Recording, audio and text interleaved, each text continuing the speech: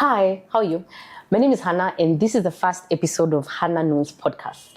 Now, I'm very anxious, by the way. Looking forward to this. And I have with me Naomi. This is my home girl. I think I posted her a while back.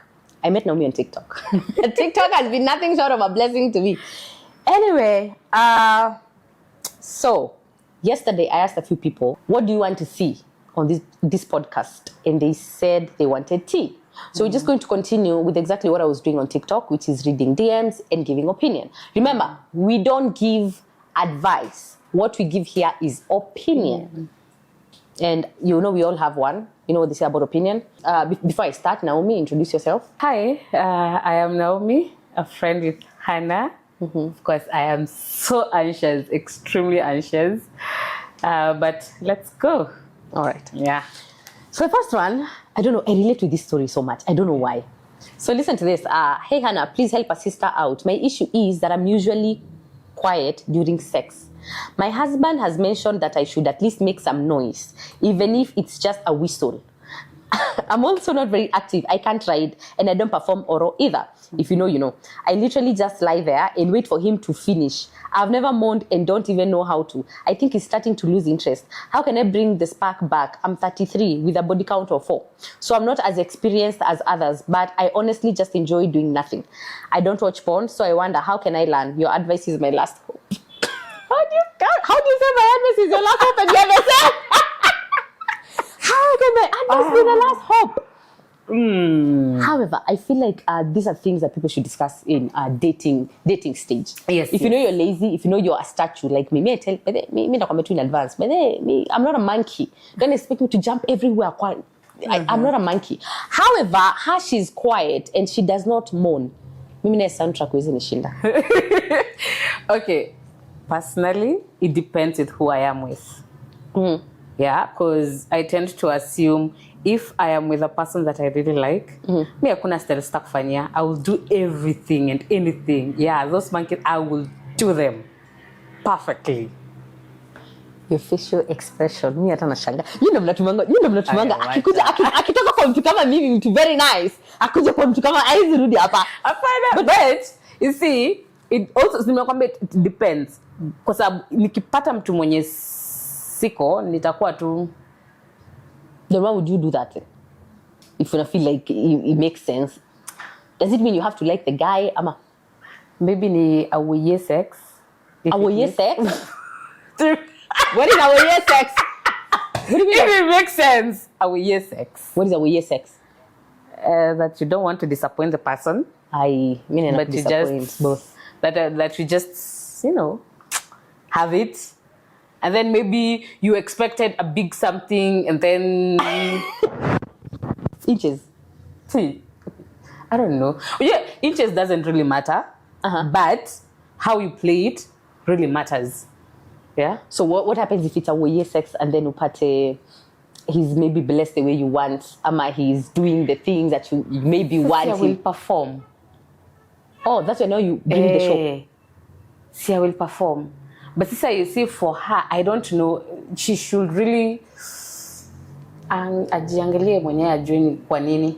When you think hakuna problem? Na pana, you see, si hata umesema soundtrack unatoanga. So why does mayoye ndapiga?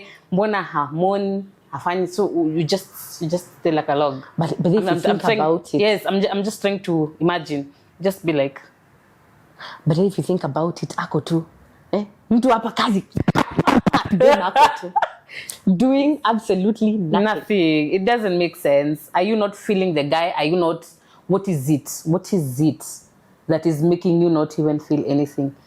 No, she didn't say she doesn't feel anything. She just said, I honestly just enjoy doing nothing. So we can say she's lazy. And as a member of the lazy force, as we moan. So I've never moaned and I don't even know how. I think she needs to start moaning. Yeah, she needs to try it and don't pay motivation. You cheerlead, you know, cheerlead a bit. You see, because when you're just quiet, and then what happens when you're just quiet? See, amesema mpaka blowjob peanangi. Yeah, me use peanangi. Me, I had to learn. From whom? My ex-husband taught you. Yes. How to do it? Yes. Actually, okay, Okay, I will say everything that I know about sex, I learned it from my ex-husband. Including a BJ? Yes, including a BJ. I hated it. I don't like it, but I learned it. So how do you teach a woman how to give you a BJ? You're on your knees. How do you know? Okay. No, I'm for real. For real. Tasema aje sasa. I just learned. Because I knew he liked it, and I wanted to give him the pleasure that he And was he doing the same? Yes. Yes. Yes. Wow. We used to compliment each other in various ways. When it So comes the to question sex. is, how can she bring back the spark? That is the question. Yeah. God, you're asking the wrong person. But me, I would say, first of all, we can start with the morning. Because me, I'm good at that. I would scream, I would shout. Me, the person on the 8th floor, you know someone is doing some things. Otherwise, that... So let me ask, when you moan, are you moaning because you're feeling No, something? because... if I feel nothing, of course, I will not moan. You see, the moan is connected to something. Okay. You don't just moan. See, I'm not a radio. No. Definitely, it's connected to something. Okay. But that's just my opinion. Yeah. So, yeah, she needs to learn to do something. To do something. Because pia anafaa kuuliza partner wako ni nini anataka. Because you see, what happens when it comes to marriage is you love that person according to the way they... Ndakupenda venye unatakanga kupendwa. Si venye mimi nataka kukupenda. Yes. Because you see, like for me, I'm telling you, I knew he loved Jojo, and I had to learn my way through and give him what he wants. Yeah. But it still didn't work. What The marriage didn't work. No, we are not talking about marriage working or anything. So what's the point then? The point is, anasema anataka the spark to come back. Because me, I will tell you for a fact, even if by the time me and my ex were not sexual for like 6 months before he left, our sex used to be bomb. Yes. Like it was good. It was good. It was, yes. And you guys still parted ways? Of course. Why not? Kwani sex ndio itakaisha marriage? Wewe, ona huyu. Kwani nasikianga mkienda wacha acha nikwambia venye tunaambianga huko nje. I usually hear ati when you guys fight, I heard that sex brings back couples together. Yes, it does. I don't dispute that fact. It does. But inafikanga ile point you can't do it anymore. Yezi imekataa. Yes, because now if I'm telling you our sex used to be bomb, and by the time he was leaving, we had stayed for 6 good months in same house, same bed, but doing nothing. So you can imagine. Wow. Yes. So for her to bring the spark back, let her learn what the husbands want. Okay. If she's willing to. She's willing to. Yeah. All right. We read the second one. Okay. I continue? Yes. So listen to this. Hey Hannah, please help me see things clearly before I blunder. I struggle with overthinking. I'm legally married. We had an argument last week with my husband and he left for work. I thought about the fight and previous fights for maybe 4 hours. I called a friend to recommend a divorce lawyer. She gave me one. He insisted I go to the office and discuss matters face to face. I insisted on knowing the cost of the lawsuit and I M-Pesa'd him half the money. Only for my husband to come back in the evening with flowers. We kissed and made up. And that's when I realized I'm struggling with overthinking, and if I don't control it, it will destroy my marriage. Please help. I'm 34, he's 41. Wow. Okay, me, I overthink. But overthinking to a point, you call your friend, hi, do you know of a divorce lawyer? And then he gives you the divorce lawyer and you send half the money. Now that's extreme. That's extreme. That is extreme. But me, I always say there's a very thin line between, this is just me. I'm not a professional. I always say there's a very thin line between overthinking and lunacy. As an overthinker, let me tell you how these things play out in your head. But then, do you know you can look at a man like this now ujiambie tu venye ana behave anafanya wedding Saturday. No, ujue for sure and nobody can tell you otherwise. Yes. Na mwambie by the way, I know anafanya wedding Saturday. Hadi ashindwe what is happening. Hadi anaenda online kujiangalia kama ni Timothy anaandika Timothy's wedding. And to just confirm if anafanya. But then let me tell you, the problem with overthinking, you cannot convince someone that what they are thinking is not right or what they are thinking is not correct. It is hard when you're in that phase of overthinking to even question the authenticity of your thoughts. But now, what do you do? Number one, me personally, what I do, I stop reacting. When I know I'm overthinking, I don't react. I will not text you. I will not. Okay, texting may improve. I'm the type who used to send 22 messages at once. Unafungua hivi WhatsApp, 22 messages. 22. Me, I will not. Hapo nisijaribu nione ziko red. Me, I will not. I will add more. I will add more. Personally, as a person that overthinks, I cannot date someone that overthinks. Yeah. I feel like it's too much work. Yes. It's too much work. You have to keep reassuring someone, but then what you're thinking is not right. But okay, what I will tell that lady, you see the way ana react. Imagine. Wow, How do you argue with even someone? have the money. She was ready to leave. So you see, okay, kenye mimi naweza mwambia ni eti, take time. When thoughts overwhelm you, write them down. Yes. Write the thoughts down. Write them down. You know, when you write them, by the time you're finishing whatever you're writing, and then going through them, reflecting on them, you'll actually sit down and say, time itakuwa imeshasonga. Yeah? So kwa sababu unaona hiyo ni asubuhi, habi akikuja jioni anakuja na flowers kwa sababu tulikuwa tumekosana. Yeah, Charlie, advocate. But also the husband needs to know that she's an overthinker. Yes. He's dealing with an overthinker. Yes. He needs to be making things so clearly. Hata kama tunatoka kwa nyumba, anajua vizuri I am dealing with an overthinker. But for how long? Don't you feel like it will reach a point where he'll get tired? Have you heard of women who overthink something and they pack everything in the house and they leave? Yes. And it becomes a habit to a point where the husband now gets tired. So the next time you pack and leave, he does not come after you. No, but sister, you see, what happens is you two have to work together.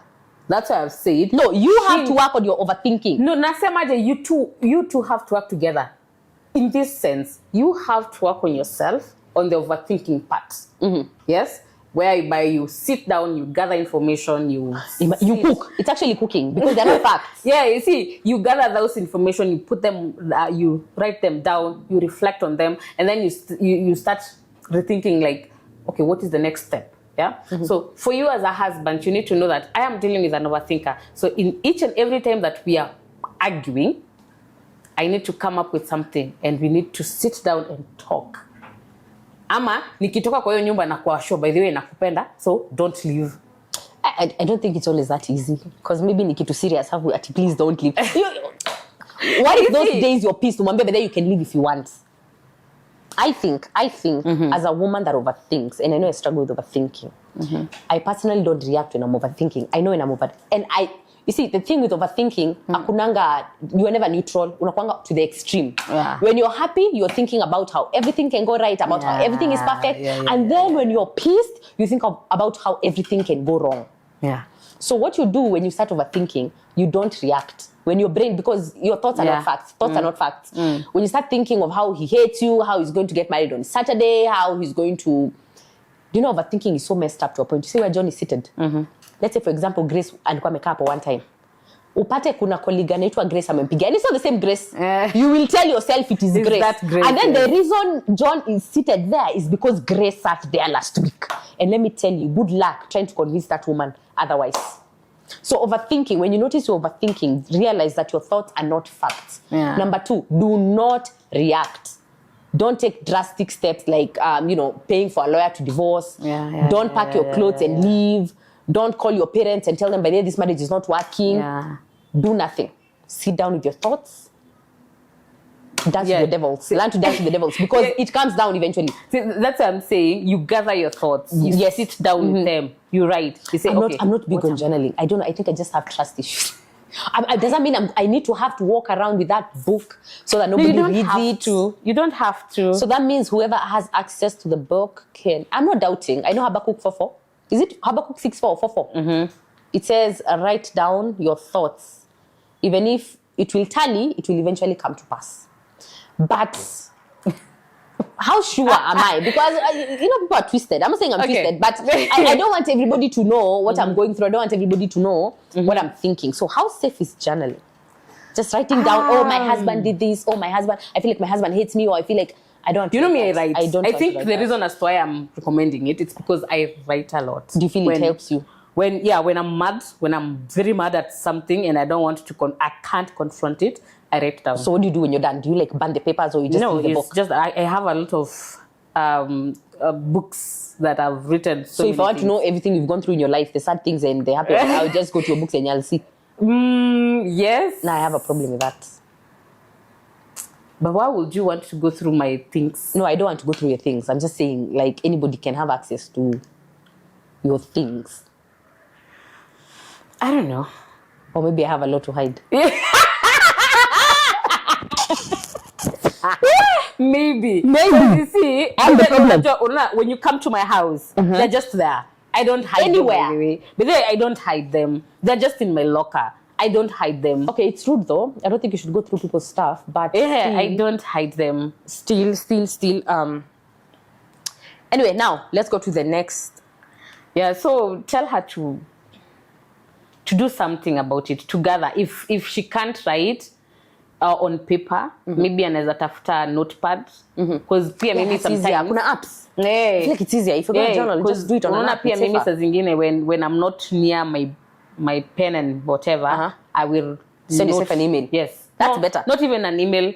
My phone has a notepad whereby I will write this day and then the topic of the feeling. Then Even I the will topic write- of the feeling? Yes. It's serious, eh? Yeah.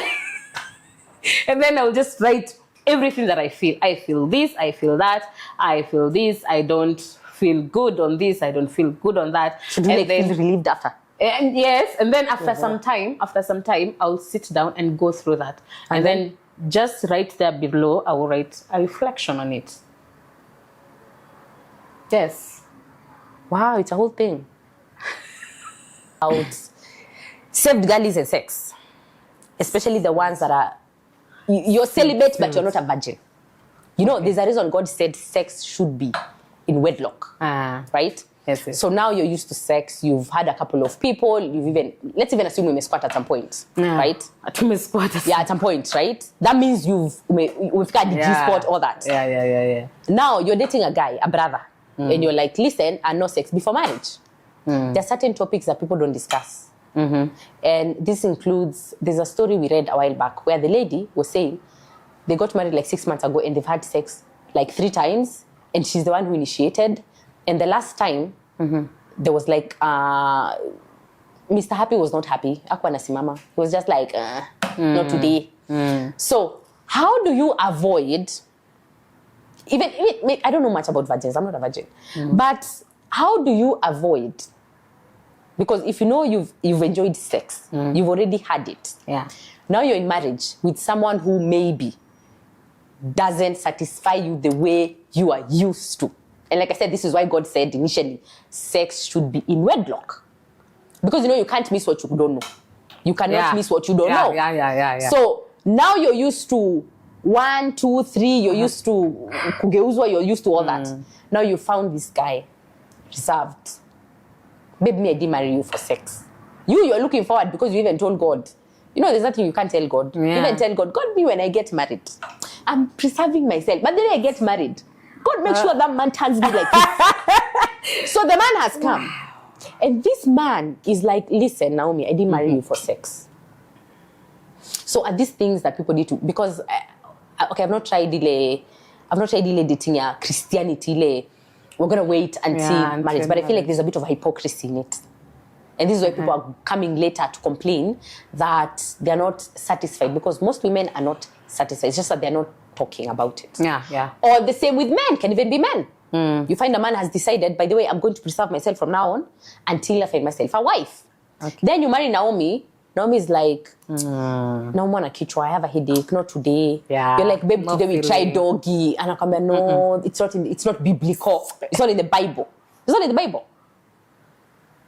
So now at that point, what do you do? Are these things that people should discuss? Because I think these are things you need to discuss when you're dating. Be honest, are you a virgin? Are you not? Because unasikianga hizi stories zenye ati mademo anasema ati, are you a virgin? Ati I'm a virgin. Ati then when the man is doing it, ati anasema, how come you didn't feel pain? And then she says, oh, I felt ouch.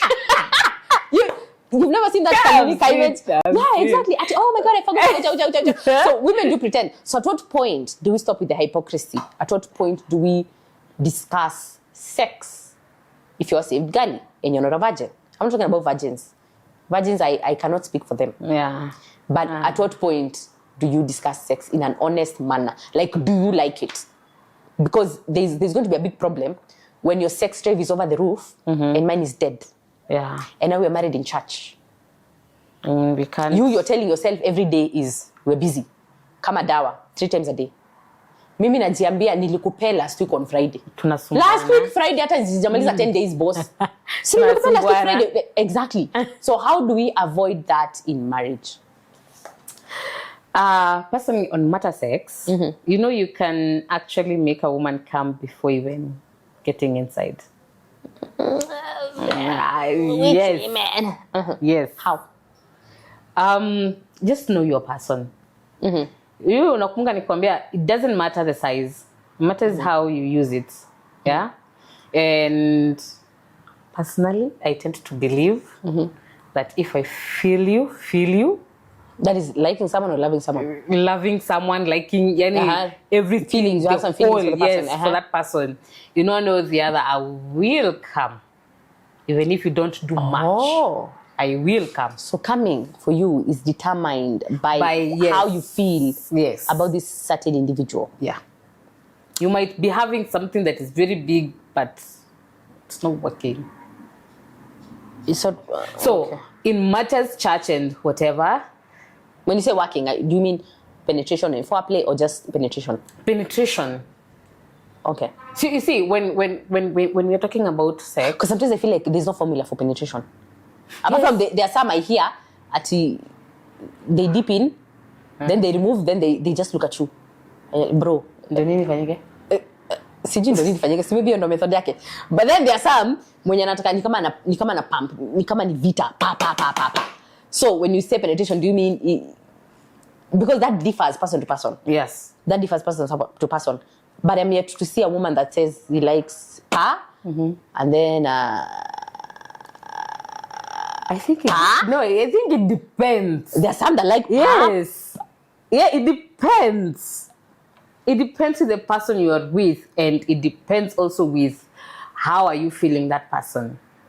Because let me say, for example, if I have a sneaky link, me, I just want papa, and then we finish and we go. That's it. What else? But the best we have there is just sex. But if you have someone you like, you want slowly, nicely. Touch me here, touch me there. Let us connect in different ways. Yeah. Okay. So when it comes to church and dating, Mungu hakusema tu. I want to talk badly, but I'm really preserving it. Because I'm trying to imagine, wacha kujifanya brother so and so, and you're not really satisfying your wife. Or the whole day una spend kwa kanisa. But you see, this issue inakujanga from the genesis of dating. When you're dating, these are things you need to discuss apart from finances, blood, all that. Yes. Talk about it. You, do you like it? No, me, I don't like it. You, do you like it? Yes, me, I love it. Then there's a problem. Yes. Because even in the long run, when amko honeymoon anymore, 4 years down the line, utakuwa dry spell, utakuwa unanyimwa. Every day utakuwa unanyimwa. Why? But she told you that she does not like it. Yes. Or the man told you that he does not like it. Every other single day. Exactly. So these are things we need to stop pretending that we're saved so much. And we need to stop with the judgments. Because if there are people that are judgmental as saved people. Oh, yeah. Let me just tell you that. Oh, yeah. Judgment. Yeah. God came for sinners. Go get pregnant out of wedlock. Don't come to this church anymore. Yeah. But if you go there when the damage is already done, like now you already have a son. If you go to a new church with a son, they'll welcome you with open arms. No one will ask me. Yes, nobody will ask you. But if you get pregnant there, kama wewe kwanza ni mtu wa kwaya. You will have, after if you do your homework, hiyo mimba ikwangi mbali. Mwenye mimba, I'm telling you the truth. Mwenye mimba kwangi mbali, anakuwa tu hapo around. But it's the woman that has to go. So church needs a lot of work, and this is why people are leaving church today. So learn to be honest. Ask them, by the way, haizi kupiga, muulize swali, by the way, do you like sex? Because I like sex. Or how do you like it? Or are you crazy? Do you like a woman who does this? Because I'm lazy. Or I'm this, I'm that.